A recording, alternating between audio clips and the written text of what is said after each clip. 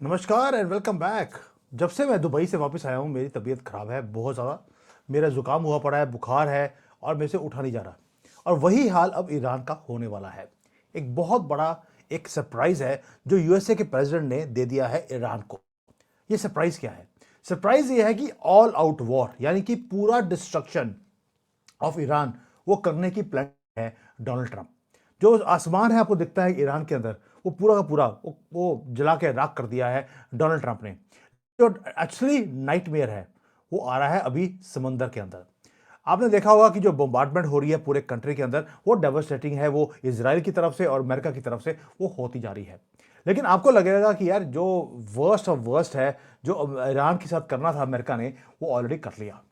ये Donald Trump है। वो जब तक पूरा टोटल वॉर जीत नहीं जाता वो वापस नहीं आएगा। So that means you are completely wrong कि यार ईरान को वो अभी भी लगा हुआ उसके पीछे। अब बात करते हैं कि हो क्या रहा है। पहली बात यह है कि something massive is has entered into Mediterranean. एक थर्ड जो इनका एयरक्राफ्ट कैरियर है वो पहुंच गया है ईरान के पास।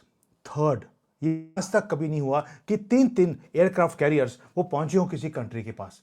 इन्होंने जो जॉर्ज डब्ल्यू बुश है, वो जो यूएसए का एयरक्राफ्ट कैरियर है उसको ऑफिशियली मूव कर दिया है ईरान के पास।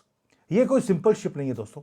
ये एक फोर्ट्रेस है, एक किला है जो समंदर के ऊपर ये चलता है। मैं पूरी डिटेल दूंगा इसके कि ये इतना घातक क्यों है और इसे अभी भेजा क्यों गया है और ईरान को मैसेज क्या है कि तुम्हारा टोटल डिस्ट्रक्शन, अब जो तुम्हारे बचे कुचे जो डिफेंसेस रह गए हैं उसको भी कंप्लीटली डिस्ट्रॉय किया जाएगा। 3 गुना ज्यादा फोर्स के साथ ईरान को हिट किया जाएगा।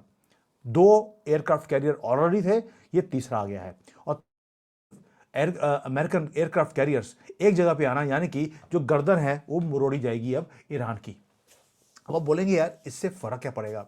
फर्क ये पड़ेगा कि जो खमेनी का बेटा मौज तबला, जो अभी अभी दोबारा से सुप्रीम लीडर बन गया है, सुना है कि वो अपने बाप से भी ज्यादा रेडिकलाइज्ड है।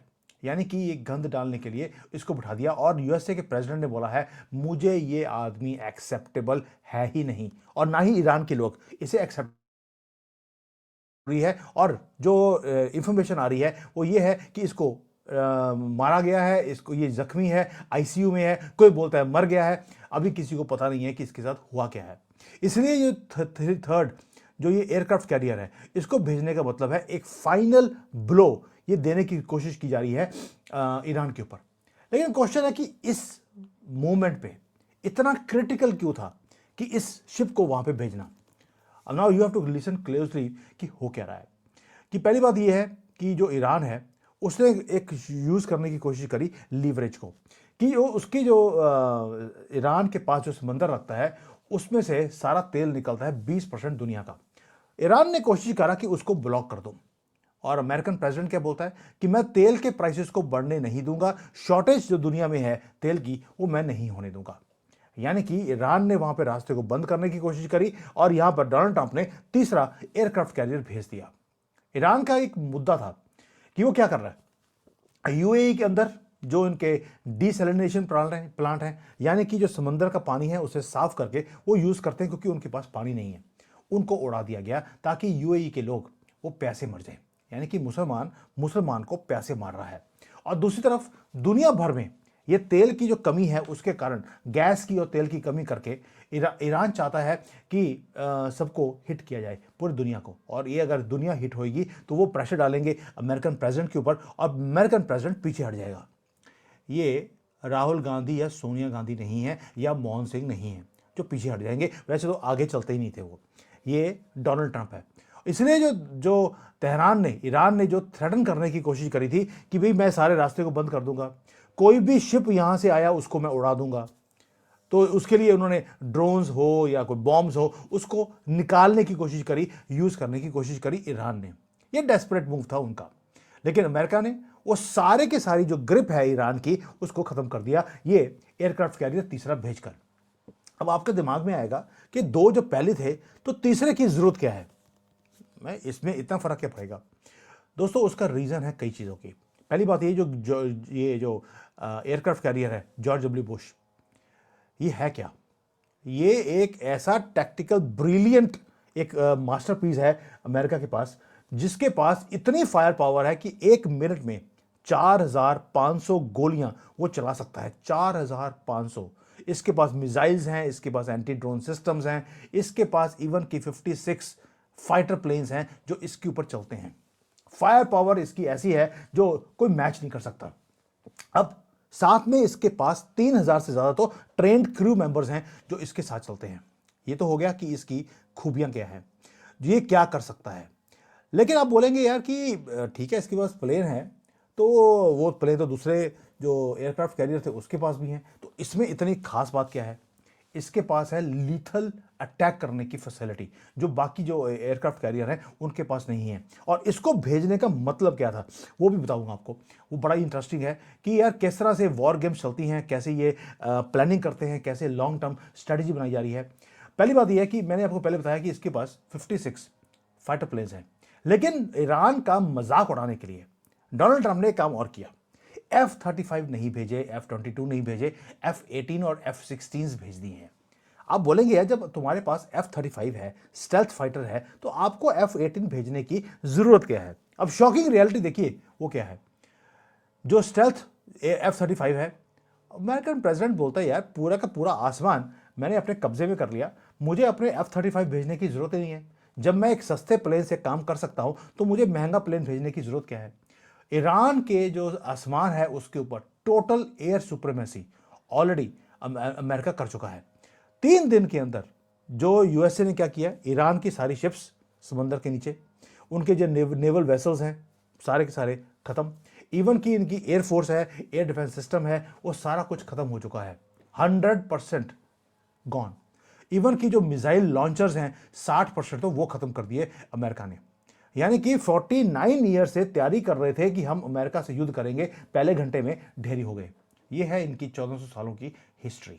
अब जो आसमान है ईरान के ऊपर वो बिलोंग करता है अमेरिका को, इसलिए जो F-18 है वो जाता है आराम से, धन धड़ाते हुए गया, वहां पर बॉम्ब गिरे और उसके बाद वापस आ गया।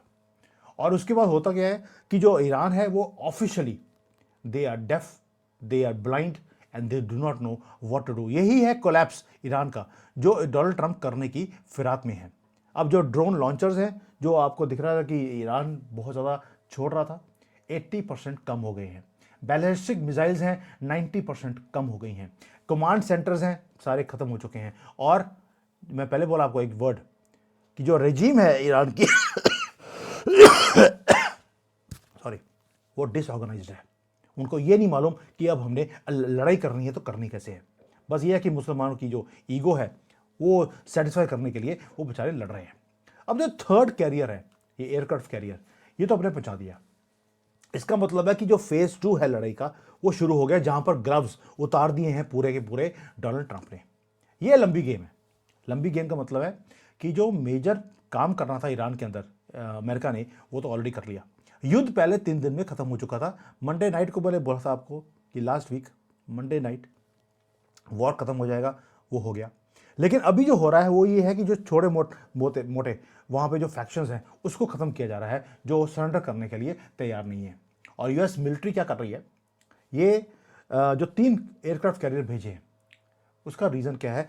वो 2 जो एयरक्राफ्ट कैरियर्स हैं वो अटैक करते हैं, तीसरे वाला स्टैंड बाई स्टैंड बाई रहता है। स्टैंड बाई का मतलब है रोटेशन की ज़रूरत पड़ती है, क्योंकि जो क्रू है वो थक जाता है, पायलट्स हैं उनके अंदर बर्नआउट हो जाता है, जेट्स हैं उसको मेंटेनेंस की ज़रूरत है। लेकिन जब 3 कैरियर वहाँ पे खड़े हैं एयरक्राफ्ट कैरियर, इसका मतलब है 2 पूरा अटैक करते रहेंगे, तीसरे वाला अपने आप सिस्टम को रिपेयर करता है। जब रेस्ट करने के बाद वो दोबारा से दूसरे वाले को रेस्ट करते हैं, पहले वाला अटैक करना शुरू करता है। थाउजेंड्स ऑफ स्ट्राइक्स एक टाइम पर 2 एयरक्राफ्ट कैरियर से की जा रही है। दोस्तों अगले कुछ दिनों में आप देखेंगे 100 में नहीं, हजारों में, लाखों में अटैक्स होंगे अब ईरान के ऊपर। ये जो थर्ड एयरक्राफ्ट कैरियर भेजा है, इसका मतलब है कि कोई भी सांस लेने का टाइम भी अब ईरान को नहीं दिया जाएगा। और जो ईरान है उसके अंदर इन होना शुरू हो गया। बैंक्स, उनके 2 बड़े बैंक्स कोलैप्स हो चुके हैं। रजीम को ये नहीं पता करना क्या है। जो आर्मी के लोग हैं वो छोड़ छोड़ के जा रहे हैं। वही 1971 में हमने देखा था, ये जो कौम है ये पैंटे उतार कर सरेंडर है, वही हाल ईरान का होना शुरू हो गया। उनकी आर्मी भी सरेंडर करती हुई दिखाई देती है। प्योर डेस्परेशन है ईरान के अंदर। ईरान के जो प्रेसिडेंट है उसे टीवी पे आना पड़ा और उसने बोला कि अगर कोई आकर रजीम के खिलाफ कोई बोलेगा हम उसको गोली। साथ में ईरान के प्रेसिडेंट ने अपोलोजाइज किया जो नेबरिंग गल्फ के कंट्रीज हैं, मुसलमान कंट्रियों को बोला कि यार वेरी सॉरी कि हमने तुम्हें अटैक कर दिया। और कुछ घंटों के बाद, क्योंकि अल्लाह की झूठी कसम खाई थी, दोबारा से अटैक शुरू कर दिए कुवैत के ऊपर, बहरीन के ऊपर और यूएई के ऊपर। यानी कि इनकी किसी भी बात के ऊपर विश्वास आप मत कीजिए। ये मैं बोल रहा हूं आपको, और ये अमेरिका भी बोल रहा है कि इनके ऊपर विश्वास करना इम्पॉसिबल है। नया सुप्रीम लीडर ऑलरेडी डिक्लेयर कर दिया। वो जो अपनी जिंदगी की आखिरी सांसें ले रहा है, मौज tabla Khamenei, son of former leader, उसने कंट्रोल ले लिया and he is ruling the country at the moment so called. Washington ने ऑलरेडी डिक्लेयर कर दिया है इसकी अपॉइंटमेंट कंप्लीटली अनएक्सेप्टेबल है। और मैं बार बार बोल रहा हूं, खमीनी जानवर था तो ये जानवर का बाप है। ये जो मौज तबला है बहुत ही ज़्यादा रेडिकलाइज है। जो भारत में 30 करोड़ जिहादी यतीम हो गए थे, इसके आने के बाद उनको दोबारा से एक नया बाप मिल जाएगा। इसको मारना भी ज़रूरी है। और यूनाइटेड स्टेट्स ने क्या बोल दिया, हम नेगोशिएशन के लिए तैयार नहीं हैं। कोई नेगोशिएशन नहीं, कोई न्यूक्लियर डील नहीं, कुछ नहीं। अब है अनकंडीशनल सरेंडर ऑफ ईरान। और यही एक डिमांड है जो टेबल के ऊपर है। और ईरान बोलता है हम सरेंडर नहीं करेंगे। यानी कि पूरी के पूरा ईरान को कॉर्नर कर दिया गया है। तीसरा एयरक्राफ्ट कैरियर वहां भेज दिया है और ईरान के पास कोई भी वे आउट नहीं है। बॉम्बिंग तेजी से और ज्यादा कंटिन्यू की जा रही है। और इजराइल ने भी, वो तो ऐसे है जैसे कि कल को कहीं ईरान बच ना जाए, वो तो ऐसे बॉम्ब कर रहा है जी, जितने बॉम्ब पड़ेंगे उसके बाद सारे के सारे वो फेंकता जा रहा है ईरान के ऊपर कि मुझे मौका मिला है, हाथ धो लूँ मैं अपने। और जो फोर्सेस हैं ईरान के खिलाफ दोस्तों, वो मल्टीप्लाई करती जा रही हैं। फ्रांस है, स्पेन है, यूरोपियन यूनियन है, इन सब ने सपोर्ट करनी शुरू कर दी डोनाल्ड ट्रंप की। और जो इकोनॉमी है वो सारी की सारी ईरान के अंदर कोलैप्स होती जा रही है। बैंक्स बंद होने का मतलब है कि इकोनॉमी का भट्टा बैठ चुका है। जो उनकी रियाल है वो उसका रेट है 15 लाख रियाल टू $1। हमारे यहाँ पे 90 रुपये पे आग लगी पड़ी है, वहाँ पे 15 लाख का रेट है ईरान के अंदर। और अगर ये रजीम गिरती है उसके बाद शुरू होगा इसका रिवाइवल। और रिवाइवल हो सकता है क्योंकि उसके पास तेल है। लेकिन उसके लिए तेहरान के जो मौज तबला है उसको अपनी पगड़ी उतारकर डंडे के ऊपर लगा के, क्योंकि वो व्हाइट रंग की पगड़ी डालता है, उसे व्हाइट फ्लैग ऐसे जैसे पाकिस्तानी हमेशा ही हमारे सामने लहराते हैं, उसको लहराना पड़ेगा आसमान के अंदर।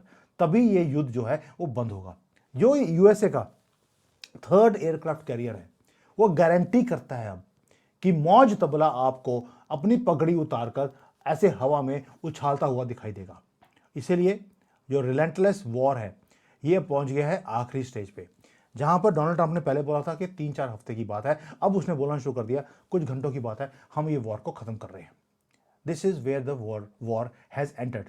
और ये बहुत बड़ा सरप्राइज गिफ्ट है ईरान के मौज तबला के लिए, जो तबला बजा बजा के मौज करता है। अब अमेरिकन प्रेसिडेंट उसके सर पे तबला बजाएगा और मौज करेगा। और ईरान की ये रजीम को ये गिरने से फायदा क्या होगा? अब बोलेंगे यार हमें क्या फायदा? हमें फायदा ये है कि जो जिहादी भारत में पैदा होते हैं वो इन्हीं की नजायज औलादे होते हैं, खमेनी की। आपने देखा होगा पूरे शहरों में वो अपनी स्ट्रेंथ दिखा रहे हैं। 10 लाख 20 लाख जिहादी सड़कों पे आ रहे हैं खमेनी के मरने के बाद।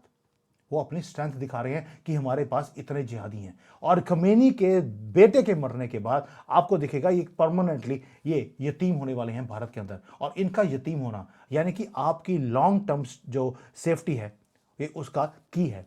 डोनाल्ड ट्रंप को आपको एक दिन थैंक यू ट्रंप बोलना पड़ेगा, क्योंकि वो आपका परमानेंट जो सॉल्यूशन है कंट्री का वो कर रहे हैं। Thank you. जय हिंद। वंदे मातरम।